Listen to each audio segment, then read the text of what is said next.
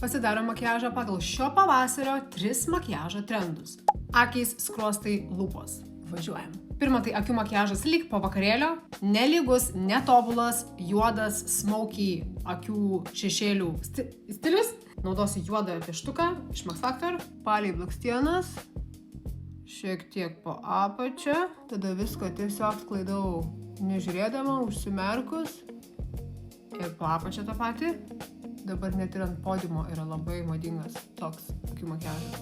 Su pirštu net sklaidyti galima. Tada su Make Up Factory šitą paletę paimsiu tamsiausią ir tiesiog ant viršaus pasklaidysiu iki pat akies voko.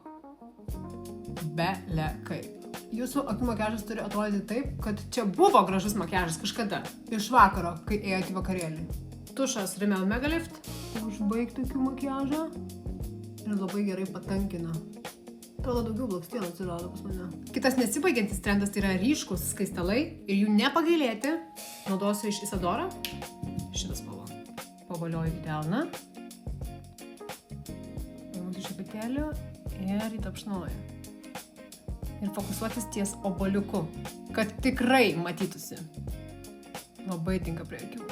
Ir trečias trendas tai yra neryškaus kontūro lūpų makiažas. Lūpų. Naudosiu Essence lūpų pieštuką.